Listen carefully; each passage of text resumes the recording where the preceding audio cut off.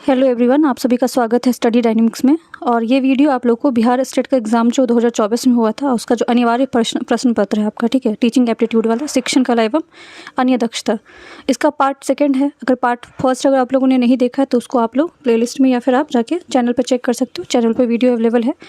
अब इस वीडियो का जो आपको ऑब्जेक्टिव क्या है, इसका मेन गोल यही है कि आपको जो है वो समझ में आ जाएगा, क्योंकि एग्ज़ाम बहुत ही कम समय बचा हो, तो आपको समझ में आ जाएगा कि आपको इस एग्ज़ाम में किस तरह से क्वेश्चन को अटेम्प्ट करना है, कैसे बनाना है और किस तरह के प्रश्न जो आपको आते हैं।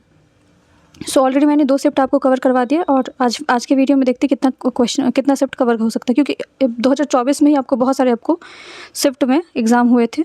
तो आप इस बार भी आपको बहुत सारे अलग अलग शिफ्ट में एग्ज़ाम होंगे, बट आपको एक चीज़ आप नोटिस करोगे कि हर शिफ्ट में 1 से 2 टॉपिक जो है आपका वो रिपीट होता है और क्वेश्चन भी आपको रिपीट होंगे। इससे आपको ही बहुत सारा लाभ मिलने वाला है। तो पहला क्वेश्चन स्टार्ट करते हैं।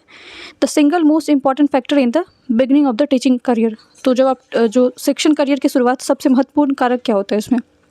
अगेन ऑप्शन को बहुत ध्यान से देखो। अब यहाँ पे पहला जो है मेधावी शिक्षक रिकॉर्ड। तो रिकॉर्ड आपका कैसे बन जाएगा जब तक आपने शिक्षा किया ही नहीं है अभी, तो ठीक है, तो ये तो पहले ही बनता ही नहीं है। दूसरा कि आपको बिगनिंग में पूछा जाना तो संप्रेषण कौशल कला।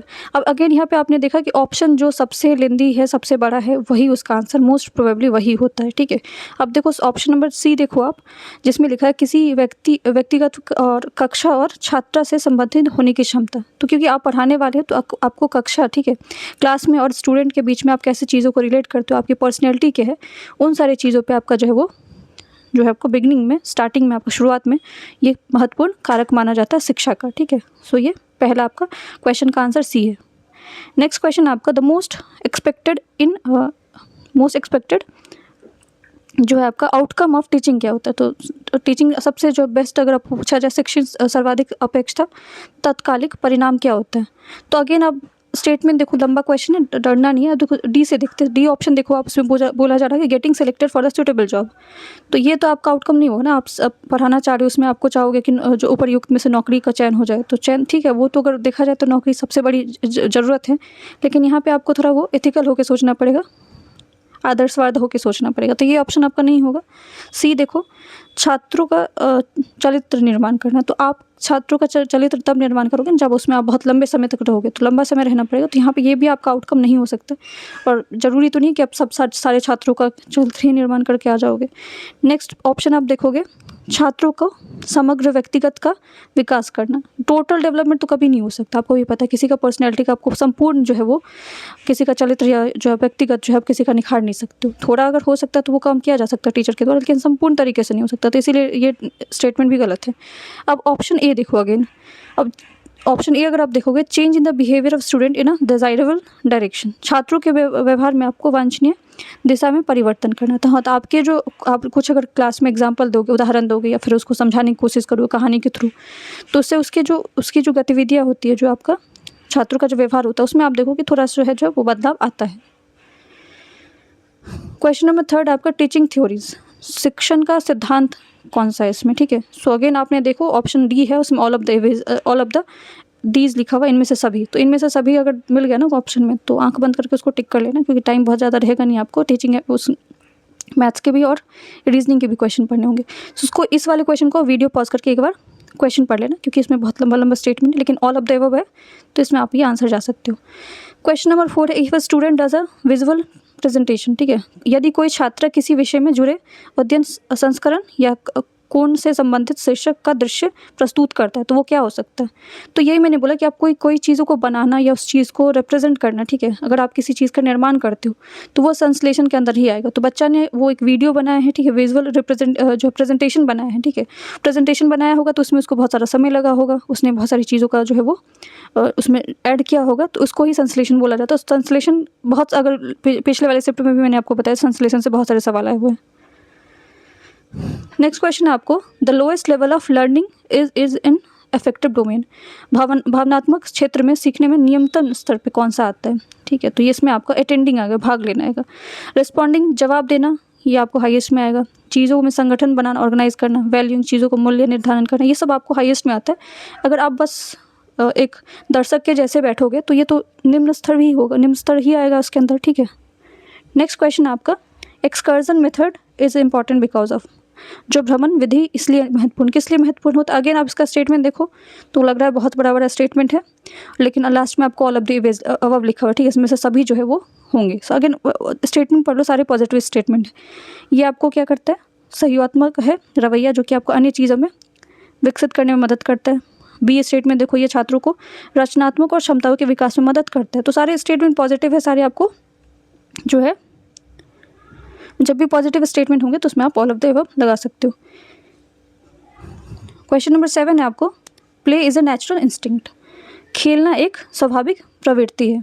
ये किसने कहा है? तो अब ये थ्योरीज वगैरह बहुत सारे आपको पूछे जाते हैं, बट इसका मतलब ये आपके पास समय कम है तो ये नहीं कि सारे थ्योरीज आप रटना शुरू कर दोगे, लेकिन जो एग्जाम में थ्योरी पूछा जा चुके उसको रिवाइज कर लो। जैसे कि यहाँ पे लिखा हुआ आपको कोल्ड वेव कुक का थ्योरी, ठीक है। अब इसमें उन्होंने क्या कहा कि कहा था कि खेलना एक स्वाभाविक प्रवृत्ति है। इनका मानना था कि बच्चों में खेलने की प्रवृत्ति जन्मजात होती है और यह उनके संपूर्ण विकास में सहायक होता है। इसीलिए अब जब आप बच्चों को पढ़ाने की भी कोशिश करोगे तो बोला जाता है कि उसको खेल खेल में सिखाने की कोशिश करना चाहिए, खासकर जब आप प्राइमरी लेवल के बच्चों को पढ़ाओगे, छोटे बच्चों को पढ़ाओगे, क्योंकि उससे वो ज़्यादा सीखते हैं। नेक्स्ट क्वेश्चन आपका, symposium is a type of, जो परिसंवाद है आपको वो किस चीज़ का प्रकार है? तो ये डिस्कशन सिंपोजियम अगर आपको होता है, परिसंवाद होता है, संवाद लिखा है, संवाद के अंदर आप क्या करते हैं? लोगों से अपना जो आपका आदान प्रदान होता है, विचारों का आदान प्रदान होता है, तो शब्द से ही आप उसको क्या कर सकते, निकाल सकते हो। डिस्कवरी नहीं होगा उसमें, वो जो चीज़ें ऑलरेडी है उसको ही लोग क्या करते हैं, एक दूसरे में चर्चा करते हैं, चर्चा का विधि माना जाता है। लेक्चर नहीं माना जाएगा, क्योंकि लेक्चर में क्या होता है, आपको बच्चा बस सुनता है और टीचर बोलता है। डेमोन्स्ट्रेशन मेथड भी नहीं है उसमें, आपको कोई प्रैक्टिकल नहीं होता है, प्रदर्शन विधि भी नहीं है, ये आपको डिस्कशन मेथड है। क्वेश्चन नंबर 9 है आपको, the activity portion of the lesson plans according to Bloom's taxonomy. अब देखो ब्लूम टेक्सोनॉमी मैंने बहुत डिटेल में आपको कवर करवा दिया है पहले वीडियो में, अगर नहीं आपको पता है तो प्लीज़ पहला वीडियो आप जाकर रेफर कर सकते हो। अब यहाँ पे पूछा है कि ब्लूम जो वर्गीकरण अनुसार पाठ योजना का जो गतिविधि भाग है वो किस चीज़ के अंदर आता है? तो ये आपको अनुप्रयोग के अंदर आता है, क्योंकि अगर आप कोई पाठ्यक्रम बनाते हो तो उसको बनाने के बाद बच्चों को अगर सिखाने के लिए जाते हो तो उसका तो प्रयोग ही कर रहे हो ना, आप उस चीज़ का क्या कर अनुसरण कर रहे हो, तो उसका क्या हो जाएगा, आपको अप्लाइंग के अंदर आ जाएगा। क्वेश्चन नंबर 10 है आपको, design challenge is an example of, जो आप डिज़ाइन चुनौतियाँ, इसका एक उदाहरण किस चीज़ का उदाहरण है? तो एलेबोरेट, विस्तृत करने का। आप क्योंकि अगर अपने कोई डिज़ाइन बनाया तो उसको बना के आप छोड़ नहीं दोगे ना, उसको क्या करोगे, बहुत ज़्यादा विस्तृत तरीके से चीज़ों को उसमें डालने की कोशिश करोगे। अब देखो क्वेश्चन नंबर 11 जो है आपका 11वां क्वेश्चन जो है माइक्रो टीचिंग, ये आपको पता नहीं कितने एग्जाम कितने शिफ्ट में, सारे शिफ्ट में पूछा जाता है, तो माइक्रो टीचिंग बहुत अच्छे से पढ़ के जाना आप लोग। अब इसमें से डज नॉट, अगर ध्यान से सवाल नहीं पूछोगे ना, सूक्ष्म शिक्षण का अर्थ या नहीं है, इसमें से कौन सा नहीं है, ठीक है। सो माइक्रो टीचिंग, अब ये सेम क्वेश्चन आपको दूसरे शिफ्ट में पूछा गया था, अगर आप देखोगे पिछले वाले वीडियो में, फिर भी मैं बता देती हूँ। माइक्रो टीचिंग ट्रेनिंग जो है वो एक टेक्निक होता है जिसके अंदर क्या करता है, आपको सूक्ष्म शिक्षण एक ऐसी तकनीक है जिसमें एक समय में एक शिक्षण कौशल और अभ्यास किया जाता है। सी ऑप्शन देखो, इसमें शिक्षण में निपुणता एवं दक्षता प्राप्त करने पर बल शिक्षण करना होता है, ठीक है। तो आपको क्योंकि आपको टीचर बनना है तो आपको जो वो डिफरेंट चीज़ें सिखाई जाती है इसमें। डी ऑप्शन देखो, इसमें फीडबैक के माध्यम से छात्र शिक्षक के शिक्षण में बदलाव लाया जा सकता है। तो छोटे छोटे चीज़ों से टीचर को भी सिखाया, जरूरी नहीं बच्चों को ही सिखाया जाता है, तो इसमें माइक्रो टीचिंग में टीचर को सिखाया जाता है, इसमें फीडबैक दिया जाता है, आपको बताया जाता है आपकी टीचिंग, आपकी जो मेथड है उसमें क्या क्या चीज़ें चेंजेस लाना है। अब ऑप्शन बी देखो, micro teaching students teacher have to go school and do, ये एक्चुअल सूक्ष्म शिक्षण में जो आपको छात्र अध्यापक विद्यार्थियों के जाकर वास्तविक शिक्षण करते हैं, तो ये वास्तविक होता ही नहीं है, ठीक है। ये आपको काल्पनिक तरीके से चीज़ों को सिखाने की कोशिश की जाती है, इसीलिए आपको बी ऑप्शन जो वो गलत है। देखो माइक्रो टीचिंग से सेम फिर से सवाल पूछा है, माइक्रो टीचिंग को कब यूज़ किया जाता है? तो ये सेकेंडरी क्लासेस से माध्यमिक कक्षा में तो नहीं किया जाता है। टीचर्स ट्रेनिंग इंस्टीट्यूशन में एक शिक्षण परीक्षण जो आपको संस्थान में उसको सिखाया जाता है। टीचर्स को ट्रेनिंग के टाइम पे ये माइक्रो टीचिंग का जो है आपको हेल्प लिया जाता है, आपको बीएड में भी आपको बताया गया होगा। क्वेश्चन नंबर 13 है आपको, after lecture teachers allot times for, तो किस चीज़ के लिए टीचर को जब आप पूरा तरह से अपना व्याख्यान जो दे देते हो उसके बाद आपको किस चीज़ के लिए समय देना चाहिए? असाइनमेंट, फन, मजा, ये सब तो नहीं होगा टास्क। आप क्वेश्चन के लिए, सवाल के लिए, प्रश्न के लिए बच्चों को टाइम देते हो कि अगर उसको कोई डाउट है या उसको कुछ समझ में नहीं आया तो वापस से वो अपनी शंकाओं को दूर कर सकते हैं। क्वेश्चन नंबर 14 है, after completion of class teaching. अब अगेन जब भी क्वेश्चन आप बनाते हो ना तो अपने आप को टीचर स्टूडेंट दोनों की जगह पर रख के एक बार सोचो। अब जब आप क्लास ख़त्म कर लेते हो तो आप क्या करोगे? द ब्लैक बोर्ड, जो ब्लैक बोर्ड है उसको विद्यार्थी को साफ़ करने के लिए करवाओगे, तो ये तो आपका अच्छा पर्सनैलिटी नहीं जाएगा इससे आपको। दूसरा ऑप्शन बोला कि ब्लैक बोर्ड को वैसे ही छोड़ दोगे, तो ये आपको अगेन आपका चरित्र दिखाएगा कि आपको साफ़ सफाई पसंद नहीं है। डी ऑप्शन है कि इसमें से कुछ नहीं करोगे, इनमें से कोई भी नहीं करोगे, ऐसा तो नहीं करके आओगे ना आप, एक तो आपको ऑप्शन चूज़ करना पड़ेगा। सी ऑप्शन देखो कि शिक्षक को ब्लैक बोर्ड साफ़ करना चाहिए, ये आपका काम होता है कि अगर आपने इस पर लिखा है तो ये भले आप टीचर अपॉइंट अपने स्टूडेंट को रखा है मॉनिटर के रूप में, लेकिन ये आपकी भी ड्यूटी बनती है कि आप साफ सफाई क्लास में रखोगे। क्वेश्चन नंबर 15 है sense of responsibility is not cared, किस प्रशासन में जिम्मेदारी की भावना की परवाह नहीं की जाती है।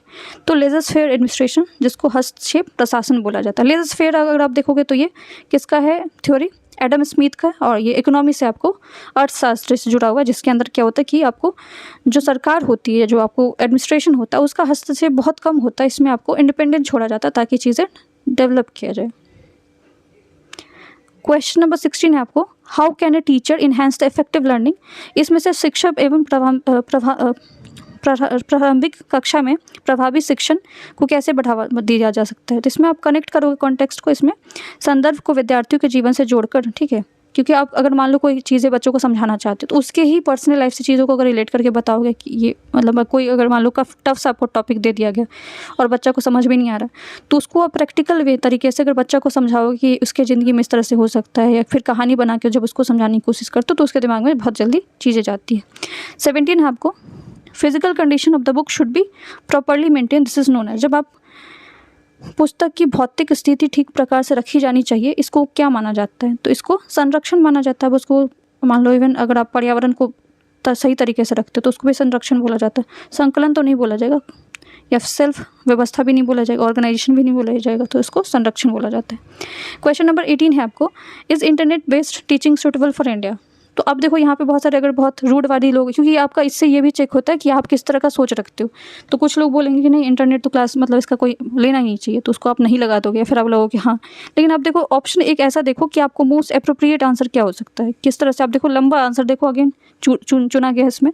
सी देखो, yes but must measure the effectiveness and guide in to the time, लेकिन प्रभावशाली को मापना चाहिए और समय पर मार्गदर्शन करना चाहिए। तो इंटरनेट होना चाहिए क्लास में, लेकिन उसके साथ आपको क्या होना चाहिए, उसका मापदंड भी दिया गया है, तो इसीलिए ऑप्शन सी होता है। तो जब भी आपको मिले तो एकदम आंख बंद करके ये नहीं करना है कि मुझे बस एक क्वेश्चन एक बार रीडिंग देना है, दूसरे पर बस आंसर टिक करके मतलब निकल जाना है। वहाँ पर आप देखो कि उसमें से ऑप्शन कौन सा बेस्ट ऑप्शन कौन सा है। Question number 19, the elements that's makes a class interesting, इसमें से कौन सा तत्व है जो कि कक्षा को रोचक बना सकता है। तो इसमें पर्सनैलिटी ऑफ द टीचर, तो ये ज़रूरी नहीं है कि अगर टीचर बहुत ही मतलब बहुत हाईली क्वालिफाइड है तो वो क्लास को इंटरेस्टिंग बना के आ जाएगा, ज़रूरी नहीं है, क्योंकि गोल्ड मेडलिस्ट भी होते हैं जो कभी कभार नहीं पढ़ा पाते हैं। लेसन प्लान, पाठ योजना, आपको उसमें भी देखोगे कि बहुत लंबा लंबा पाठ योजना बना के लोग चले जाते हैं, फिर भी बच्चे उसमें आपको उनसे जुड़ नहीं पाते हैं। अध्ययन का सामग्री आप कितना भी लेके चले जाओ, अगर आपको पढ़ाने का तरीका नहीं आता, शिक्षण विधि नहीं आता, तो इसीलिए आंसर इसका टीचिंग मेथड हो जाएगा, शिक्षण विधि हो जाएगा। आपका शिक्षण विधि कितना है, आप कितना उसमें आपको चीज़ों को बदलते हो, कितने जल्दी बदल के आप चीज़ों को बताते हो, कितने जल्दी अपने आप को बच्चों से जोड़ के रखते हो, ये आपका जो है कक्षा को रोचक बना सकता है। क्वेश्चन नंबर 20 है आपका, नॉलेज ऑफ इंटरनेट, जो है इंटरनेट का ज्ञान क्या हो सकता है। Is harmful for the student, जरूरी नहीं है। अब ज़्यादातर आज जो भी बच्चों को काम दिया जाता है वो इंटरनेट से ही करते हैं। अगेन यहाँ पे पॉजिटिव देखो, अब यहाँ पे सी वाला स्टेटमेंट भले आपको लंबा है, लेकिन आपको यहाँ पे पॉजिटिव स्टेटमेंट ढूंढना है। हार्मफुल है इंटरनेट, जरूरी नहीं है। डी देखो, it is not beneficial for the student, again ये निगेटिव स्टेटमेंट है। सी देखो कि छात्रों को आश्रित बनाता है और वो अपने सक्षमता खो देते हैं, ऐसा नहीं है। अभी बहुत सारी चीज़ें होती हैं जो छात्र वहीं से सीख करके आपको, इवन आप भी वहाँ से बहुत सारी चीज़ें सीखते हो। तो इसीलिए इसका ऑप्शन आपका क्या हो जाएगा, बी होगा, विद्यार्थियों के लिए लाभदायक है ये। क्वेश्चन नंबर 21 देखो, which of the following is not a informal assessment, इनमें से कौन सा आपको अनौपचारिक मूल्यांकन नहीं है, ठीक है। तो आपको प्रोजेक्ट जो है, परियोजना जो है, इसमें आंसर हो जाएगा। क्वेश्चन नंबर 22 से आपको, scoring guide use to evaluate the quality of the student owners, छात्रों का गुणवत्ता का मूल्यांकन करने के लिए उपयोग किए जाने वाले स्कोरिंग कार्ड को किस रूप में जाना जाता है। तो इसको रूब्रिक्स के फॉर्म में जाना जाता है। अब रूब्रिक्स बार बार आएगा तो इसको एक बार में समझ लो आप लोग। रूब्रिक्स छात्रों की गुणवत्ता और मूल्यांकन करने के लिए उपयोग किए जाने वाला स्कोरिंग कार्ड के रूप में जाना जाता है। ये विस्तृत मापदंड है, निर्धारित करता है कि जिनके आधार पर कार्य या प्रदर्शन आंकलन किया जाता है। ठीक है, आप ये रूब्रिक्स बार बार आपको आपको इसका मतलब समझ लेना कि स्कोर कार्ड के जैसे होता है कि आप बच्चों के बारे में आप बताते हो कि कौन सा बच्चा जो है वो कौन से यूनिट में आपको या फिर कौन से सब्जेक्ट में वीक है या स्ट्रांग है, उसमें क्या क्या क्वालिटीज़ है उसके पढ़ाई के बेसिस पे। क्वेश्चन नंबर 23 है आपका, संभावनाएं सबसे कम है किस चीज़ में, संभावना सबसे लिस्ट स्कोप किस में होता है। मापना में आपको हो सकता है ज़्यादा, हो सकता है आकलन में भी हो सकता है, मूल्यांकन में भी हो सकता है, टेस्ट में आपको ज़रूरी नहीं कि आप, क्योंकि अगर टेस्ट में लोगे तो उसमें आप पूरा नहीं पता कर सकते कि बच्चा कितना बेहतरीन है। हो सकता है कि अगली बार उसको दूसरे सब्जेक्ट में टेस्ट लो तो वो अच्छा बेहतरीन कर जाए। मनोआध्यात्मिक क्षेत्र जिसको साइकोमोटर डोमेन बोला जाता है, इसको किस चीज़ से जोड़ा जाएगा, तो व्यवहारिक कौशल से जोड़ा जाएगा, प्रैक्टिकल स्किल से जोड़ा जाएगा। क्वेश्चन नंबर 25 है आपको, पाठ्यक्रम की प्रभावशीलता किस चीज़ पर निर्धारित होती है। तो स्टूडेंट के जो आप अगर कोई करिकुलम बना रहे हो, पाठ्यचार्य बना रहे हो, अगर वो किसके बेसिस पे बनाते हो, स्टूडेंट के इंटरेस्ट के, छात्रों के रुचि के आधार पर ही बनाओगे ना। Which of the following is a law of learning, तो लॉ ऑफ एक्सरसाइज, अभ्यास का नियम ही उसको ही आपको लॉ ऑफ लर्निंग भी बोला जाता है।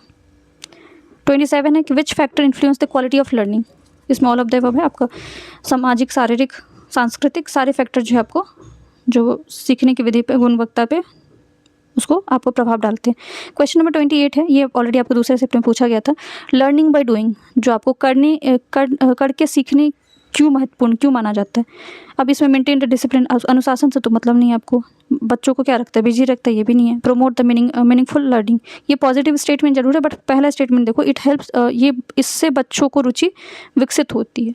जब आप उसको खेल खेल में, मैंने बोला ना एग्जाम्पल दिया, उसको अगर किसी चीज़ को अगर मान लो अगर आपको पढ़ाना है कोई बोरिंग टॉपिक है, बट उसको अगर खेल में उसको पढ़ाते हो, वहाँ पे क्वेश्चन दे दोगे, थोड़ा सा उसको कहानी समझा दोगे, तो उससे बच्चा सीखता है। तो इसमें उसका जो विकास जो है वो होता है, किसमें कैसे होता है, उसका रुचि उसमें विकसित होता है।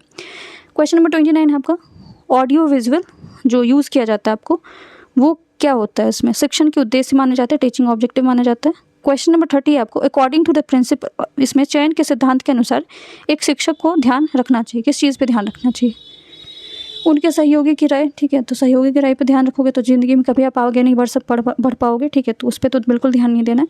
ऑप्शन नंबर सी देखो, विद्यार्थियों का मूल्यांकन, बस मूल्यांकन से सब कुछ तो नहीं होने वाला है। द सिलेक्शन ऑफ लर्नर, शिक्षार्थियों का चयन, ये भी नहीं होगा। अगेन बी ऑप्शन देखो, ऑडियो विजुअल का सामग्री का उपयुक्त और विस्तृत चयन करना चाहिए। अगर ऑडियो विजुअल यूज़ कर रहे हो आप, तो उसमें आपको पता होना चाहिए कि आप किस चीज़ के लिए यूज़ करें, क्योंकि यही आपका सिद्धांत दिखाता है। क्वेश्चन नंबर 31 आपको हिस्ट्री से, इतिहास से लिया गया है। उधम सिंह जो है माइकल ओ डायर को क्या करते हैं, इनकी हत्या करते हैं। कब करते हैं, 1940 में करते हैं। अब क्यों करते हैं, क्योंकि अगर आपको जालियांवाला बाग जो हत्याकांड अगर याद हो, 13 अप्रैल 1919 को होता है, पंजाब में होता है, जब सैफुद्दीन किचलू और एक और आप लोग मुझे नाम बताना, जिनका क्या किया जाता है, अरेस्ट क्या कर लिया जाता है, जिसके विरोध में जो है वो वहाँ के लोग वहाँ पे प्रोटेस्ट करते हैं, अपना जो है वो मीटिंग रखते हैं। बट उस मीटिंग को जो है वो जो डायर होते हैं उनको लगता है कि शायद उनके खिलाफ कोई साजिश की जा रही है, तो उन्होंने जालियांवाला बाग जो होता है वहाँ पे लोगों को मरवा दिया जाता है, जिसके बाद जो है जो उधम सिंह होते हैं उस चीज़ का बदला वो लंदन में जाके लेते हैं और क्या करते हैं, 1940 में वहाँ पे कैस्टन हॉल होता है जहाँ पे इसको मारते हैं। ठीक है, किसको, माइकल ओ डायर को।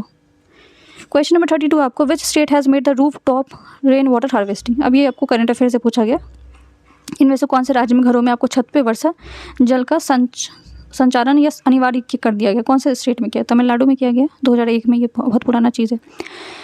नेक्स्ट क्वेश्चन आपका पॉलिटी से है। अब इसमें पूछा गया डेमोक्रेसी, आपको लोकतंत्र का मतलब पूछा गया। लोकतंत्र का अगर आप पूछोगे कि लोगों का है, लोगों के लिए है, लोगों के द्वारा है, democracy is of the people, for the people, by the people. ये किसने बोला, अब्राहम लिंकन ने बोला। और ये गेट्सबर्ग संबोधन था कब, 1863, जिसके दौरान अब्राहम लिंकन अमेरिका से बिलोंग करते हैं, 16वें नंबर के राष्ट्रपति थे वहाँ के, जिन्होंने आपको ये परिभाषा दिया था लोकतंत्र का। 34 क्वेश्चन आपको, when did Simon Commission came to India. तो साइमन कमीशन जो है आपको भारत में कब आता है, तो साइमन कमीशन भारत में 1927 में आता है। अब साइमन कमीशन को थोड़ा सा केवल शॉर्ट में देख लेते हैं, भारत में 1927 में आता है। अब इसको लेके जो है लोगों का बहुत सारा जो है प्रदर्शन किया जाता है, जिसमें साइमन गो बैक बोला जाता है। साइमन कमीशन आया क्यों रहता है, तो 1919 में एक आपको एक्ट आया रहता है भारत में, गुड गवर्नेंस करके, ठीक है, या रिस्पॉन्सिबिलिटी ऑफ गवर्नमेंट करके आपको 1919 का एक्ट आया होता है, जिसमें बहुत सारे आपको भारत में बदलाव लाने की कोशिश की जाती है। तो उसका ही मूल्यांकन करने के लिए साइमन कमीशन बनाया जाता है कि वो एक्ट आपको भारत में कितना कारगर था। लेकिन उसमें दुर्भाग्य ये होती है कि उस कमीशन में एक भी भारतीय नहीं होते जिसके खिलाफ विरोध प्रदर्शन किया जाता है। उसी विरोध प्रदर्शन में आपको लाला लाजपत राय पर लाठीचार्ज किया जाता है, जिसमें उनको बहुत जोरों की चोट लगती है और उसी जो चोट की वजह से वो कुछ दिन के बाद उनकी जो है वो मृत्यु हो जाती है। जिसके बाद अगर आपको याद हो तो भगत सिंह ने क्या किया था, आपको बॉम्ब फेंका था सेंट्रल लेजिस्लेटिव असेंबली पे लाहौर में, जिसके बाद उनको फांसी दी जाती है। क्वेश्चन नंबर 35 है आपको, अपार विच वाज इज सीन। अब न्यूज़ वाला करंट वाला है तो आप अभी तो नहीं पूछा जाएगा। अपार में ये जो है वो उसमें किस चीज़ से एसोसिएट है, तो एकेडमिक से एकदम दिमाग लगा सकते हो। अब आपके एग्जाम में आप टीचिंग एग्जाम दे रहे हो तो बिजनेस, स्पोर्ट्स और फाइनेंस से तो नहीं होना चाहिए, शिक्षाविद से ही होना चाहिए। तो इस तरह के क्वेश्चन अगर आते तो वहाँ पे अपना कॉमन सेंस का इस्तेमाल कर सकते हो आप। क्वेश्चन नंबर 36 है आपको, विच ऑफ द फॉलोइंग। अब सर्कस में लोग क्या करते हैं, ऑल ऑफ द अबव हो जाएगा, इसमें देख लो आप। अब यहाँ पे पूछा कि बहुत ईजी सा क्वेश्चन है आपको, कुछ लोगों के लिए खेलना वास्तव में काम है, नीचे कुछ प्रसिद्ध लोगों के नाम दिए गए, उसमें से चुने जिनका काम वास्तव में खेलना है। तो अब देखो यहाँ पे अजीत योगी है, विराट कोहली है, बचिंद्री पाल है, स्टीव जॉब्स है। तो अब नाम ही आपको पता है विराट कोहली होगा खेलने से। विटामिन का पदार्थ जो है उसमें क्या होता है आपको, इसके अंदर इसकी कमी होने से बीमारी, और इसका बहुत ज़्यादा मात्रा भी आपके लिए शरीर के लिए हानिकारक हो सकता है, बहुत कम होना भी हानिकारक हो सकता है। ये विटामिन का अर्थ होता है। Which vitamin present in the fish. मछलियों में आपको, मछली का जब खाते हो तो उसमें कौन से विटामिन होते हैं। सो इसमें ये जब आंसर आया था इसमें ऑप्शन जो है डी और ए दोनों में होता है, इसीलिए क्वेश्चन इनवैलिड हो गया था। तो कुछ ऐसे क्वेश्चन भी आते हैं आपको। गोलकोंडा जो आपको किला है, गोलकोंडा फोर्ट है, वो कहाँ पे स्थित है, तो ये हैदराबाद में। और ये कब बनाया गया था, तो ये कुतुब शाही वंश था जिसके द्वारा, इनके शासनकाल में बनाया गया था। अभी प्रेजेंटली आपको क्योंकि हैदराबाद ही कैपिटल है तेलंगाना का, तो ये याद रखना आपको। तो ये क्वेश्चन आपको जो है वो यहाँ तक था। अब जो है यहाँ से आपको मैथ्स और रीजनिंग क्वेश्चन है, जिसको आप वीडियो पॉज करके देख लेना। ये दूसरा शिफ्ट है आपका, ठीक है। इसमें भी आपको 40 क्वेश्चन मैं आपको बता दूंगी, बाकी जो 10 क्वेश्चन है आपको उसमें मैथ्स और रीजनिंग है, जिसको आप लोग एक बार खुद से प्रैक्टिस कर लेना।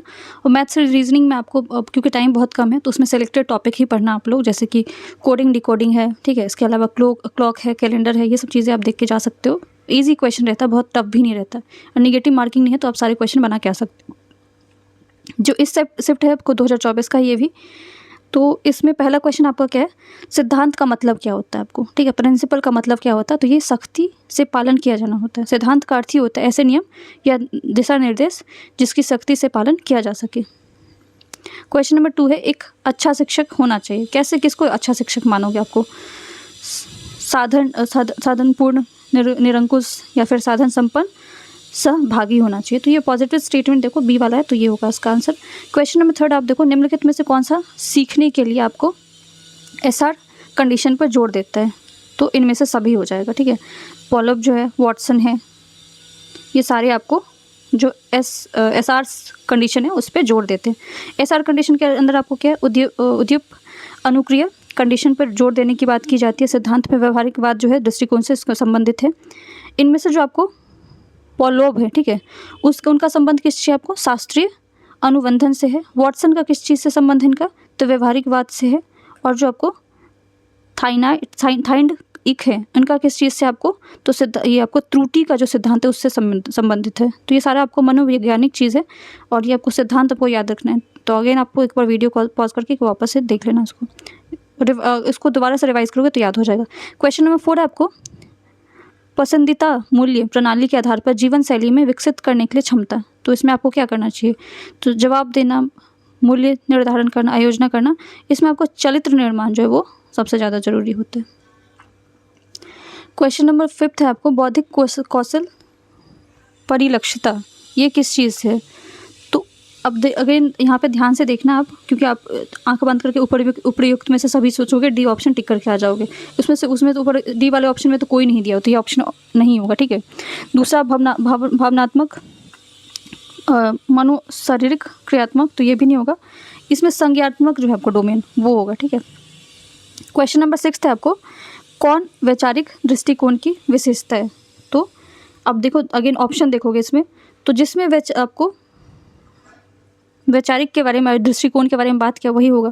डी ऑप्शन देखो, इनमें से संज्ञात्मक, भावनात्मक, क्रियात्मक, तो ये नहीं होगा। सी देखो, इससे बच्चों के सीखने की क्षमता बेहतर होती है। बी देखो, एक नई चीज़ों को सीखने के लिए विभिन्न कौशलों के उपयोग किया जाता है, ये भी नहीं है आपका। ऑप्शन ए देखो, इस दृष्टिकोण में चीज़ों के लिए सिद्धांत, तंत्र, अनुप्रयोगी आदि के बारे में बहुत विस्तृत रूप में सीखा जाता। तो ये आपका 6 का ए आंसर होगा। क्वेश्चन नंबर 7 है आपको, इस विधि में छात्र ज्ञात से अज्ञात की ओर जाते हैं, ठीक है। ज्ञात से, ठीक है, उनको पता है और फिर वो जो चीज़ें नहीं पता उन सारी चीज़ों के बारे में जानते हैं, तो इसको अज्ञात्मक बोला जाता है, ठीक है। इसको इंडक्टिव भी बोला जाता है। तो ये दो चीज़ें आपको बार बार आएगा, निगनात्मक और अज्ञात्मक। अज्ञात्मक मतलब इंडक्टिव होता है, निगनात्मक का मतलब डिडक्टिव होता है। अब दोनों के बारे में थोड़ा सा जान लेते हैं। जैसे कि अगर मान लो कि आपको कुछ ऐसे चीज़ें जो कि अब एग्जाम्पल के तौर पे आपको पता है कि जो है पृथ्वी कैसे बना हुआ, तो शायद आप अगर बचपन से आपने थोड़ा बहुत उसके बारे में पढ़ा होगा कि जो है आपको जो टेक्टोनिक प्लेट्स थे आपको उसका जो है वो, या फिर आपको किस तरह से आपको पेंजिया किया था, गोंडवाना लैंड किया था, अगर आपने थोड़ा बहुत पढ़ा है तो जब आप उसको उसके बारे में आपको बताया जाएगा तो आप थोड़ा इंटरेस्ट लोगे। और या फिर अगर आपको अर्थक्वेक के बारे में बताया जाएगा तो ये थोड़ा अगर आपको चीज़ें पता है तो फिर उसको अज्ञात्मक बोलेंगे। आपको पहले इससे थोड़ा ज्ञान है और फिर आप अज्ञात की तरफ जो चीज़ आपको नहीं पता है वो बताया जाएगा। लेकिन जो निगनात्मक होता है ये निगेटिव चीज़ होता है, डिडक्टिव जो है जो कि निगेटिव होता है, अज्ञात्मक पॉजिटिव होता है, ठीक है, क्योंकि आपको पता है उसमें और ज़्यादा आपको ऐड कर दिया जाएगा और चीज़ें एडवांस चीज़ें बताई जाएगी। लेकिन जो निगनात्मक होता है वो डिडक्टिव होता है, उसमें आपको चीज़ें पता ही नहीं है। देखिए अब इसमें डायरेक्टली आप क्या करोगे ना, बहुत जो एडवांस चीज़ें को बच्चों को बताना शुरू कर दोगे और उससे क्या होगा उसका। तो इसलिए पढ़ाई में हमेशा आप अज्ञात्मक का ही यूज़ करते हो। पहले आप उदाहरण देते हो, फिर उसको समझाते हो, फिर उसको कॉन्सेप्ट बताते हो। ऐसा नहीं कि डायरेक्ट पहले कॉन्सेप्ट ही बता देते हो, बच्चा समझ ही नहीं पाएगा। नेक्स्ट क्वेश्चन है आपका CAI, ठीक है, कंप्यूटर सहायता प्राप्त निर्देश बोला जाता है इसको। क्वेश्चन नंबर 9 है आपको, प्रोजेक्ट या असेसमेंट छात्रों को अपने समझ मूल तरीके के लिए प्रदर्शित करने की अनुमति देता है। कैसे देता है ये, तो अनुप्रयोग करने में। क्वेश्चन नंबर 10 है आपका, पाठ योजना का कौन सा घटक ब्लूम वर्गीकरण पे आधारित है। तो ये आपको जो अनुप्रयोग करना, तो ब्लूम टेक्सोनॉमी मैंने आपको वर्गीकरण बता रखा, 2 था आपको, 1956 वाला है, एक 2001 वाला। एक बार प्लीज़ आप पहला पार्ट जो है वीडियो अगर नहीं देखा तो उसको देख लेना, वहाँ से रिवाइज कर लेना, कहीं पे लिख लेना, क्योंकि कोई भी ऐसा शिफ्ट नहीं गया जहाँ पे आपको ब्लूम टेक्सोनॉमी के बारे में, ब्लूम वर्गीकरण के बारे में नहीं पूछा गया। तो अगर जो एरिया से आपको हर शिफ्ट में सवाल आ रहे हैं तो वो आपको टीचिंग का आधार माना जाता है, तो पूछा ही जाएगा। क्वेश्चन नंबर 11 है आपका, सूक्ष्म शिक्षण सर्वोत्तम उदाहरण किस चीज़ का है, तो साइमुलेशन का है। सूक्ष्म शिक्षण जो है जिसको माइक्रो टीचिंग बोला जाता है, भारतीय मॉडल की विशेषता ये नहीं है। इसमें से कौन से, अगर क्वेश्चन को ध्यान से पढ़ो, इसमें से नहीं पूछा गया। तो सूक्ष्म शिक्षण के दौरान विद्यार्थी अध्यापक एवं पर्यवेक्षण की भूमिका निभाता, तो ऐसा कुछ नहीं है आपको। सूक्ष्म शिक्षण का दोष, इसमें दोष पूछा गया। तो पहले भी इस शिफ्ट में मैंने आपको बताया कि एक्चुअल इन्वायरमेंट भी चीज़ें नहीं होती, ठीक है, वास्तविक कक्षा में इसको सफल नहीं किया जाता है, ये बस आपको प्रैक्टिस करवाया जाता है, ट्रेनिंग का ये पार्ट होता है सूक्ष्म शिक्षण। क्वेश्चन नंबर 14 है आपको, किस प्रकार की कक्षा में शिक्षक संसाधनों का सुझाव दे सकते हैं और शिक्षक घर पर ICT, ठीक है, का उपयोग कर सकते हैं। मतलब आप जैसे कि आप टेक्नोलॉजी का यूज़ करके, क्योंकि आजकल अगर आप देखोगे तो पढ़ाई या शिक्षण में आपको जो टेक्नोलॉजी है उसको भी सिखाया जा रहा है, क्योंकि वो आपका एक बहुत ही महत्वपूर्ण भाग माना जा रहा है। सो यहाँ पे इसमें से कौन सा इसका कारण होगा, तो नाम से ही आप देखो कि बहिष्कृत कक्षा, तो ऐसा तो नहीं होगा, पृथक कक्षा नहीं होगा, औपचारिक नहीं होगा। जो फ्लिप्ड है, ठीक है, फ्लिप्ड का अंदर क्या होता है, जिसमें आप क्या करते हो, कक्षा में ऐसी शिक्षण पद्धति है जिसमें, और ये मान के चलो दोबारा आ सकता है किसी भी शिफ्ट में पूछेगा, जिसमें आपको पारंपरिक शिक्षण जो है उसका उल्टा होता है। पारंपरिक में आप क्या करते हो, बच्चों को सिखाते हो, बच्चा क्लास में सीखता है, उसको नोट डाउन करता है, फिर उसको आप होमवर्क देते हो, वो वापस से घर से होमवर्क बना के लेके आता है। पारंपरिक है ये, ठीक है। फ्लिप्ड इसमें अलग होता है, ये पूरा उल्टा होता है। इसमें क्या होता है आपको, इसमें शिक्षक घर पे सिखाने के लिए विद्यार्थियों को वीडियो, जैसे कि कोविड का टाइम आपने देखा था, तो बच्चे आपको डायरेक्टली क्लास में तो नहीं आते थे, उस टाइम पे आपको जो वीडियो से जो है वो या तो वीडियो टीचर बना के भेजते थे या फिर ऑनलाइन क्लासेस लेते थे, पॉडकास्ट होता था, ऑनलाइन कंटेंट बच्चों को दिया जाता है। कक्षा का समय चर्चा, संदेश, समाधान, प्रैक्टिकल गतिविधियों का प्रयोग होता है इसमें, फ्लिप्ड में, याद रखना आपको। क्वेश्चन नंबर 15 आपको, पर्यवेक्षण का मूल उद्देश्य क्या होता है, तो शिक्षक को शिक्षण के तरीकों को के लिए सुधार करना जो है इसका मूल्यांकन का मेन आधार होता है। क्वेश्चन नंबर 16 आपको, सूचना खोज व्यवहार एपिसोडिक मॉडल किसने विकसित किया था, तो ये निकोलसन जे बिल्किन ने किया था, ये नाम याद रखना आपको। क्वेश्चन नंबर 17 है आपको, समावेश शिक्षा किस चीज़ पर आधारित, किस सिद्धांत पर आधारित होता है, तो ये समता एवं समान अवसर पे। क्वेश्चन नंबर 18 है आपको, शिक्षण में सफल होने के लिए एक शिक्षक को अपनी काम पे प्रति समर्पित होना चाहिए, कैसे हो सकता है? तो छात्रों के प्रति सम्मान की कमी, तो ये तो निगेटिव स्टेटमेंट गलत हो जाएगा। छात्रों के साथ पक्ष ये व्यवहार, ये भी निगेटिव स्टेटमेंट है। भावनात्मक रूप से, ये भी अपारिक, तो ये आज अभी लग गया ना, तो ये भी निगेटिव स्टेटमेंट है। पहला स्टेटमेंट आप देखो, अपने विद्यार्थियों की मदद के लिए सदैव तत्पर रहना, ये आपका पॉजिटिव स्टेटमेंट, इसलिए इसका आंसर ये हो जाएगा, ए हो जाएगा। क्वेश्चन नंबर 19 है आपको, सीखने को आकर्षक बनाने के लिए आप आवश्यक कारक क्या हो सकते हैं? तो इसमें आप अगर बच्चा को बस रिवॉर्ड और अवार्ड दोनों दिया जाता है, ठीक, रिवॉर्ड और पनिशमेंट दोनों दिया जाता है। अगर बस आप उसको इनाम दे दोगे, सजा नहीं दोगे, सजा दे दोगे, इनाम नहीं दोगे, तो फिर बच्चा सीखता नहीं है। तो इसीलिए आप दोनों मिडिल पाथ यूज़ करो, इनाम एवं सजा दोनों दोगे तो बच्चा अच्छा बेहतरीन सीखता है, इसलिए आंसर सी हो जाएगा इसका। क्वेश्चन नंबर 20 है, आप शिक्षण का पेशा इसलिए अपनाना चाहते हो, क्यों अपनाना चाहते हो? तो आपके परिवार में कोई अन्य लोग शिक्षक है, ऐसा तो हो नहीं सकता है। आप अगर स्टेटमेंट देखो, ऐसा आंख बंद करके टिक मत कर लेना, सारे स्टेटमेंट को पढ़ो। कमाना तो ठीक है, ये विकल्प है, लेकिन अब वहाँ पे आप ये चीज़ें नहीं बोल सकते ना एग्जाम में। बच्चों को अधिक आदर और श्रद्धा रखते हैं, तो ऐसा थोड़ी है, ये तो आप घर पे बैठे भी रख सकते हो बच्चों के लिए। डी ऑप्शन देखो, आपको भावी नागरिक को संभालने और परीक्षित करने का अवसर मिलता है, तो ये आप पॉजिटिव स्टेटमेंट डी उसका आंसर हो जाएगा। मूल्यांकन की त्रुटि क्या होती है? देखो उपर्युक्त में से सभी हो जाएगा, इसका आंसर डी होगा। 22 क्वेश्चन आपको, आंकलन का उपयोग किया जाता है, तो इसमें भी सभी हो जाएगा। युग्मात्मक मूल्यांकन सीखने के लिए, डैश आंकलन के लिए, तो ये के लिए आंकलन है, ठीक है, ये इसका आंसर हो जाएगा। पाठ्यचर्या में मनोवैज्ञानिक आधार पाठ्यचर्या की विकसित करने वाला, डैश की प्रवृत्ति से समझने में मदद करता है, तो यह शिक्षार्थी को मदद करता है। पाठ्यचर्या को सुधार अगर करना है तो उसमें सतत प्रक्रिया होनी चाहिए। क्वेश्चन नंबर 25 26 आपका है, शिक्षण अधिगम प्रक्रिया में निम्नलिखित में से कौन सा आश्रित चर है? तो छात्र पे ही तो आप आश्रित होते हो ना, आप अगर छात्र आएगा क्लास में तभी तो पढ़ाओगे उसको। निम्नलिखित में कौन सा सीखने का नियम है? तो सीखने का नियम क्या होता है? अभ्यास से, प्रैक्टिस बोलते हैं ना, practice makes a human perfect, man तो नहीं, ह्यूमन परफेक्ट, क्योंकि उसके बिना आप चीज़ें सीख नहीं सकते हो, तो अभ्यास आपका सबसे ज़्यादा जरूरी होता है। क्वेश्चन नंबर 28 है आपको, कौन सा शिक्षण सिद्धांत जो है सीखने के लिए प्रक्रिया में शिक्षार्थियों की भागीदारी के लिए आधार के लिए आंतरिक प्रेरणा के साथ क्रियात्मक सेटिंग सहायता है? तो ये वॉटसन का जो है एसआर सिद्धांत, ये एसआर सिद्धांत आप देखो पिछले शिफ्ट में भी आया था, तो वॉटसन का एसआर सिद्धांत है, स्किनर का आपका पुनर्वर्धन सिद्धांत है, वोत्स्की का आपका रचनात्मक सिद्धांत है, कोलर का क्या आपको अंतर्दृष्टि है। तो सबका नाम याद रखो, may be match the following आपको पूछ दिया जाएगा। क्वेश्चन नंबर 29 आपको, शिक्षक को सहायक सामग्री के उपयोग के सावधानी पूर्वक योजना काल्पनिक करना चाहिए, तो इसमें आपको वास्तविक वस्तु से करना चाहिए। 30 क्वेश्चन आपको देखो, इसमें श्रब लिखा हुआ तो श्रबकारी ही होगा, तो कुछ आप कॉमन सेंस देखा करो, तो घबराने की क्वेश्चन नहीं आप वो बना सकते हो। क्वेश्चन नंबर 31 आपका हिस्ट्री से, इतिहास से पूछा गया, भारतीय राष्ट्रीय कांग्रेस की जो स्थापना की जाती है उस समय भारत का वॉइसरॉय कौन होता है? तो उस टाइम पे आपको लॉर्ड डफरिन जो है वो भारत के वॉइसरॉय होते हैं। अगर आपको कांग्रेस के बारे में पूछा जाए, राष्ट्रीय कांग्रेस के बारे में पूछा जाए, तो आपको 1885 में बनाया जाता है, जो कि आपको कहाँ पे बनाया जाता है? तेजपाल, आपको गोकुलदास तेजपाल संस्कृत कॉलेज होता है बॉम्बे में, वहाँ पे इसको बनाया जाता है। और जो आपका पहला मीटिंग होता है उसके जो प्रेसिडेंट होते हैं वो कौन होते हैं? आपको WC बनर्जी होते हैं, ये भी याद रखना है।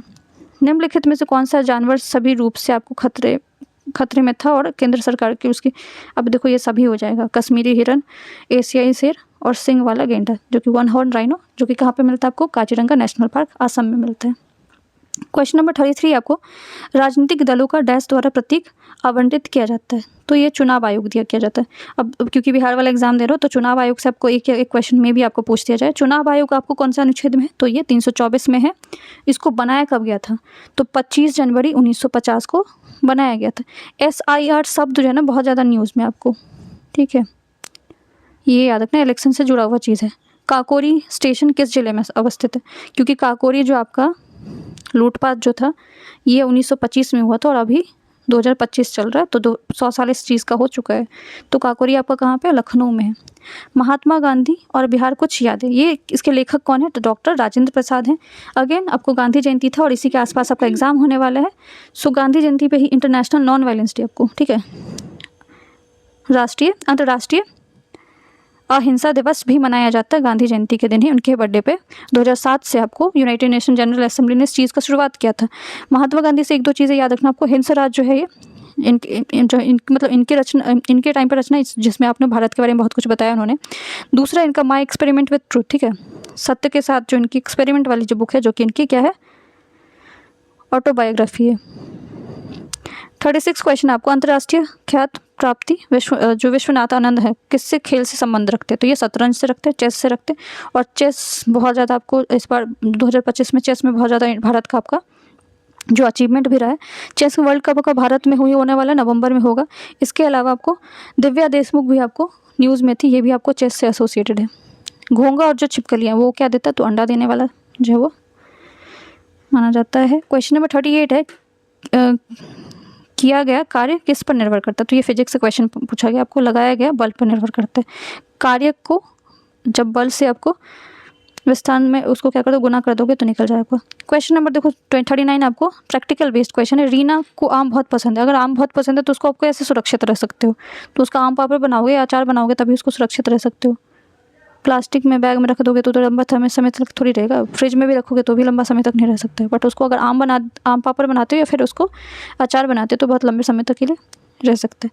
क्वेश्चन नंबर आपको 40 है, उस समुद्र का नाम बताइए जिस पर सब कुछ तैरता है। तो यहाँ पे आपको इतना ज़्यादा इसमें नमक है ना, नमक इतना घुला हुआ है, जो इसकी घनत्व इतनी ज़्यादा है कि अगर इंसान इसके अंदर जाता है, अगर कोई इंसान इसमें डूबने की भी कोशिश करेगा तो डूब नहीं पाएगा, ठीक है। ये कहाँ पे आपको मृत सागर है, इसको डेड सी बोला जाता है।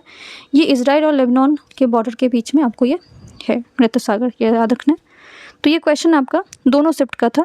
वीडियो पसंद आया तो वीडियो को लाइक कर सकते, चैनल को सब्सक्राइब, और अगर आपको और ज़्यादा क्वेश्चन चाहिए बाकी शिफ्ट के भी तो कमेंट सेक्शन में लिखना, बाकी भी मैं क्वेश्चन लेके आऊँगी। Thank you so much.